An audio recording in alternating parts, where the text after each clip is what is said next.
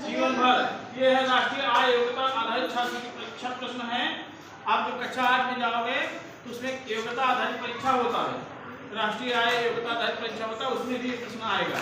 और आगे चल के बहुत सारी परीक्षाओं में जो प्रतियोगी परीक्षाएं होती है उसमें भी ये प्रश्न आते हैं, इसको बहुत ध्यान से देखना है।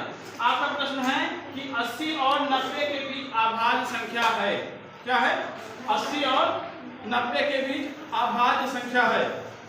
अगर अब इसको जानना है आपको तो सबसे पहले तो आपको इसके पहले भी बहुत सारी वीडियो में बताया गया है कि भाज्य संख्या और अभाज्य संख्या क्या होता है, सम संख्या और विषम संख्या क्या होता है। सम संख्या किसे कहते हैं जानते हो? इधर ध्यान दो।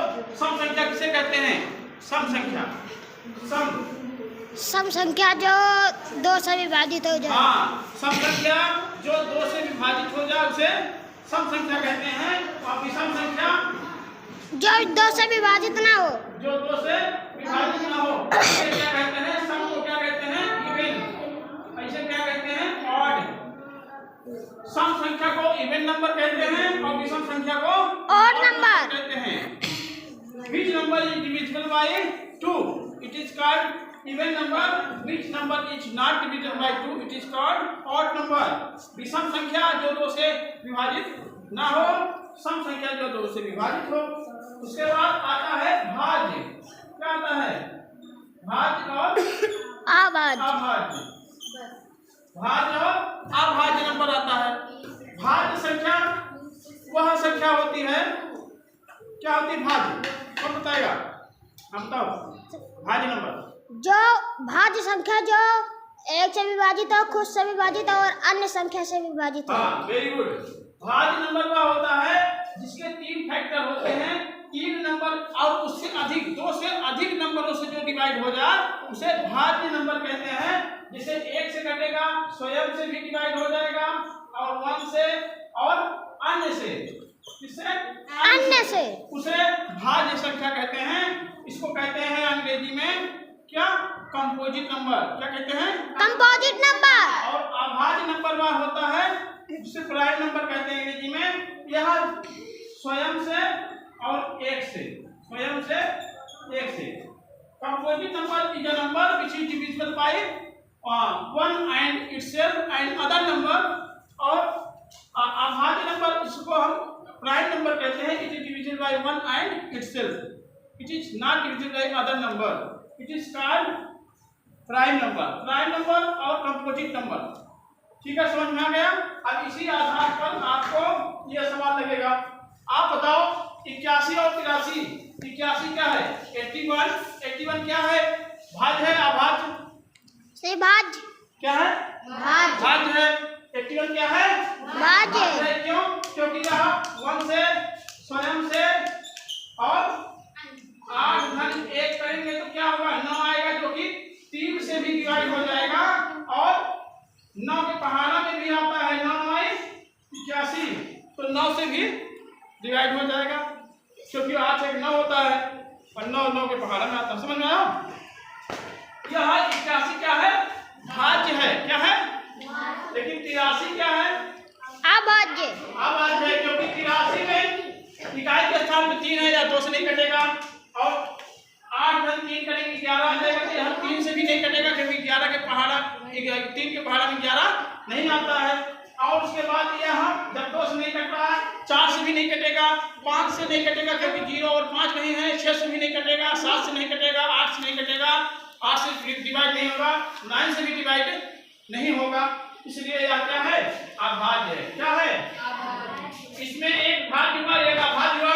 उसी तरह इसमें 83 हम पता कर चुके हैं, ये भी क्या है? अभाज्य है। 87 क्या है? 87 को पता करते हैं। 1 घन 7 इक्वल टू 15 होता है। 2 से तो नहीं कटेगा, क्योंकि 7 है, 2 से डिवाइड नहीं होगा, लेकिन 3 से क्या हो जाएगा? डिवाइड हो जाएगा। इसलिए 1 से, स्वयं से और 3 से, इसलिए क्या है? भाज्य है। क्या है? अब पता हो गया कि 81 भाज्य है, 87 भाज्य है, लेकिन 83 अभाज्य है। यहाँ पर 81 भाज्य है, लेकिन 89 क्या है? पता करते हैं। 8 और 9 17 होता है। डिवाइड नहीं होगा, क्योंकि 17 आधा जोड़ने पर 4 से भी नहीं होगा, 5 से भी नहीं होगा, क्योंकि 0 और 5 नहीं है, और 6 से भी नहीं होगा, 7 से भी नहीं होगा, क्योंकि 7 अगर हम 7 से देखते हैं तो 8 और 9 है, तो 9 में से 8 घटाएंगे 1 आएगा, तो यहाँ 7 से भी डिवाइड नहीं होगा, 8 से नहीं होगा, 9 से नहीं होगा, 10 से नहीं होगा, 11 से भी नहीं होगा, क्योंकि अगर हम 9 में से 8 घटाएंगे 1 आएगा, ये 11 से भी डिवाइड नहीं है। तो अतः यह क्या है? अभाज्य है। क्या है? अभाज्य है। और इस प्रकार से इसमें भी एक भाज्य हो गया, अभाज्य हो गया, इसलिए ये भी सही नहीं है, ये भी नहीं सही, ये भी नहीं सही, तो तीनों विकल्प नहीं सही। लेकिन इसमें 83 भी क्या है? अभी हम पता किए थे कि 83 क्या है? अभाज्य है, और 89 क्या है? अभाज्य है, इसलिए हमारा सही है। क्या विकल्प हमारा सही है? उसके बाद पद है, 4 पद किसी न किसी रूप में 1 से है, और एक पद अन्य चारों से भिन्न है, भिन्न पद पर सही का चिन्ह लगाइए। यहाँ पर देखिए, हम देखते हैं कि क्या है, यहाँ पे 6 और 3 और 18 है, बहुत आसान है। देखो ये वाला क्वेश्चन बहुत आसान है। 6 का पहाड़ा छतरी 18, 7 पहाड़ा 5 बार पढ़ेंगे, 7 बचे 35, 9 का पहाड़ा 3 बार पढ़ेंगे, 9 3 27। ऐसे देख लो, 6 गुणे 3 बराबर 18 हो रहा है, 7 गुणे 5 बराबर 35 हो रहा है, और 9 गुणे 3 बराबर 27 हो रहा है। यहाँ 5 गुणे 4 बराबर 20 होना चाहिए। क्या होना चाहिए? 20। लेकिन यहाँ क्या है? 26 है, इसलिए, और यहाँ 8 गुणे 7 बराबर 56। इसका मतलब ये वाला, ये वाला, ये वाला, ये वाला एक जैसा है, ये क्या है? अलग है। क्या है? अलग है, इसलिए यही वाला भिन्न है, और बाकी सब क्या है? एक जैसे हैं। सब एक जैसे हैं और ये अलग है। समझ में आया? हाँ। उसके बाद फिर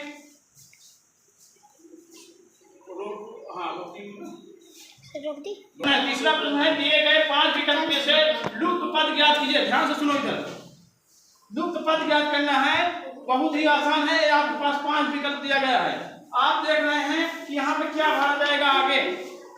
यहाँ 196 है ना, तो अगर हम 14 गुणे 14 करेंगे, 14 गुणे 14 करेंगे, तो ऐसे कर लेते ऊपर नीचे करके, अगर आपको नहीं आएगा 14 गुणे 14 करेंगे तो 4 का पहाड़ा पड़े, 4 चौक 16, 6 हासिला 1, 4 एकम 4 1 5, और 1 चौका 4, और 1 एकम 1, 6 9 1।